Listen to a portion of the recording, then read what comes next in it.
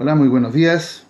Damos gracias a Dios porque el Señor nos habla cada día a través de su palabra y sobre todo de su enseñanza que luego podemos poner de manifiesto en nuestra vida ordinaria.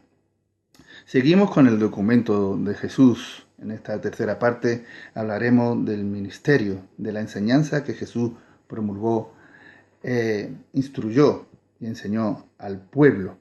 De alguna manera, para su principal ministerio, Jesús planificó su misión y lo hizo en primer lugar buscando un lugar donde asentarse, y lo hizo en Capernaum, como se ve en San Mateo capítulo 4, versículo 13, y posteriormente la elección de personas que le siguieran, a los cuales le iban a enseñar e instruir, como se ve en San Lucas capítulo 6, versículos 14 y 16. Hombres sencillos, trabajadores de la pesca, que posteriormente serían los enviados, los encargados de llevar las buenas nuevas. Para sus enseñanzas, el maestro se cogió estrategia, empleando un método efectivo, que son las parábolas, que son aquellas narraciones que encierran una educación moral y religiosa, revelando la verdad espiritual. Analogías gráficas, como por ejemplo la sal, el pan, la oveja, etc. Fueron términos que él escogió para la enseñanza, que toma su argumento de la vida cotidiana y su objetivo era abrir la mente de sus oyentes a una realidad misteriosa. Era una técnica que además era utilizada por otros rabinos, pero en Jesús había detalles importantes que causaron sorpresas y planteaban también retos. Al pueblo se dirigía con sencillez, por eso adoptó su enseñanza a la capacidad de sus oyentes para entender. Sin embargo, a los líderes religiosos, aquellos que sí sabían, y a nivel social, era un arma dialéctica. Ante las muchas cuestiones que se le plantearon a Jesús, tomó posición. Él impresionó con su proceder, con autoridad y con poder, que se vieron reflejadas en todo momento, actuando con sabiduría en esos decisivos enfrentamientos, en los que los fariseos trataron de apretar y de acosar al maestro, para sorprenderle en alguna palabra, con el fin de poder acusarle. Pero Jesús sorprendió a todos. Sabía lo que hacía y también sabía lo que había venido. Y siempre con cautela, con una prudencia exquisita, en sus declaraciones, responder a las interrogantes. Él fue inflexible, determinante y autoritario.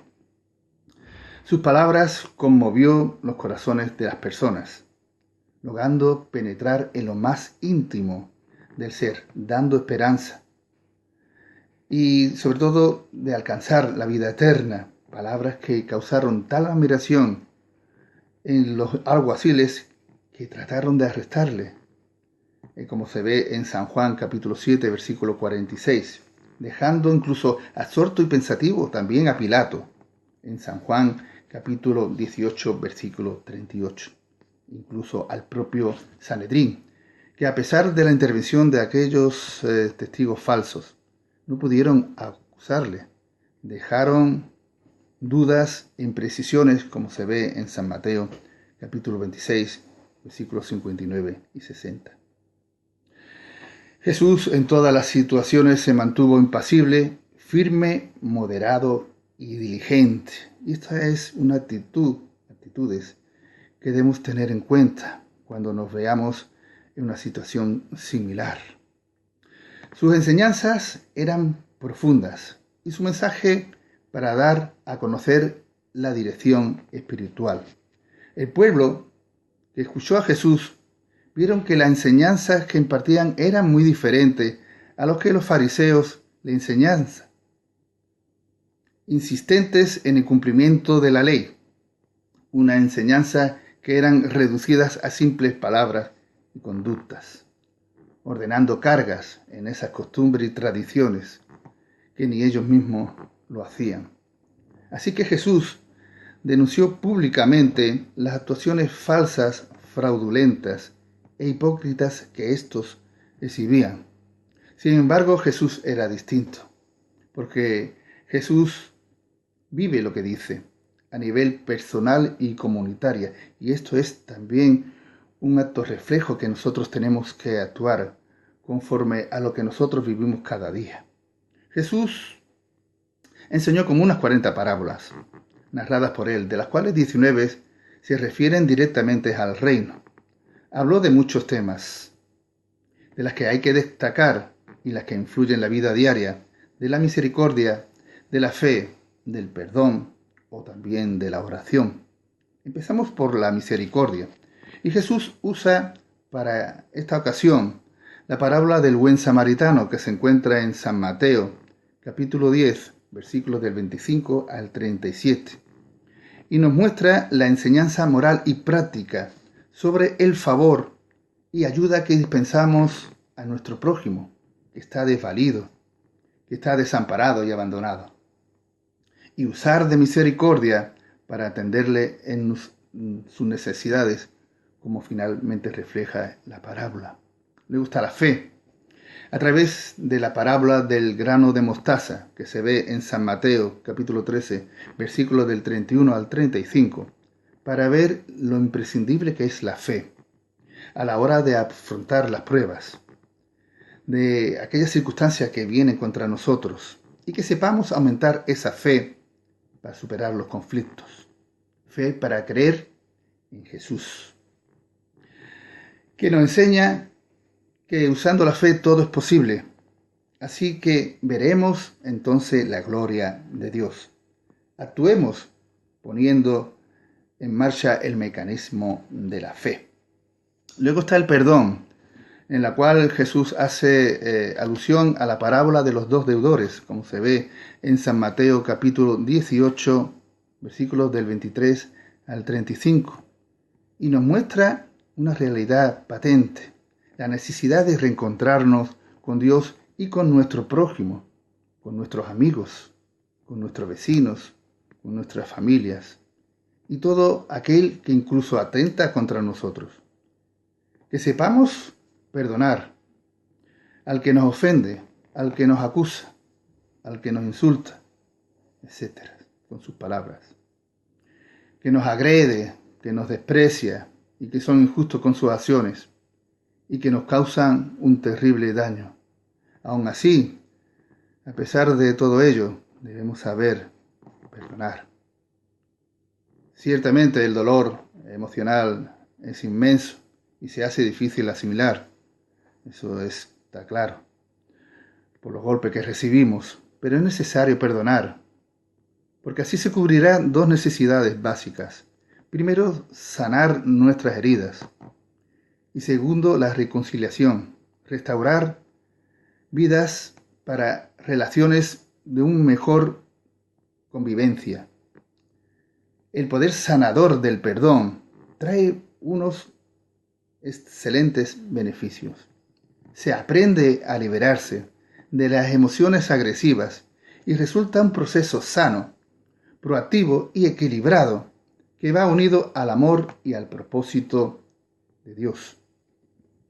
Luego está la oración, y Jesús enseñó a orar. El ejemplo modélico que expuso nos muestra la necesidad de llegarnos a Dios y entablar en esa búsqueda una íntima relación y comunicación, como se ve en el capítulo 6, del 9 al 13 de San Mateo. Jesús llevó sus actividades a una vida de oración, necesaria y vital.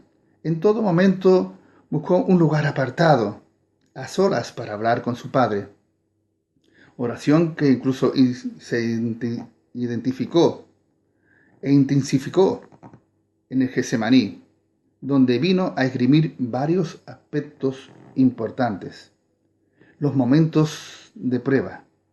Dejó su voluntad a merced de la del Padre, asintiendo, obedeciendo y siendo fiel, como se ve en San Mateo capítulo 26, versículo 39. Momentos de observancia para estar velando, para estar preparado y disponernos para andar despiertos, vigilantes para no ser sorprendidos ni desmayar. como se ve en San Mateo capítulo 26, versículo 41. Y sobre todo el momento decisivo. Aquel momento en el que todo tiempo en su oración, estando en agonía, oraba intensamente. En las circunstancias, horas previas a su apresamiento, como se ve en San Lucas capítulo 22, versículo 44. Nos habla de las duras y complicadas dificultades en momentos de debilidad, pero para fortalecernos en Dios. Así que en vistas de ese acontecimiento, Jesús fue disciplinado y su oración fue dinámica, fue viva, persistente y perseverante. Su comunicación con su Padre esencial y contemplativa. Y es importante de resaltar y de subrayar en nuestros corazones esto último, para que cuando surja el problema, la circunstancia, nosotros podamos atendernos, acercarnos a Dios y descansar en Él. En esta, la relación es la que debemos tener, la que debemos conocer, si queremos entender todo lo que está detrás de la enseñanza y de la vida de Jesús. Una vida pública, la del Maestro, que dejó alto el listón, y sobre todo porque Él mostró que con su obediencia, con su fidelidad hacia el Padre, pudo organizar, pudo expresar el amor suyo y sobre todo de hacernos ver que hay una vida que poner en práctica y que nos lleva a considerar que la voluntad de Dios es importante de hacerlo en nuestra vida diaria.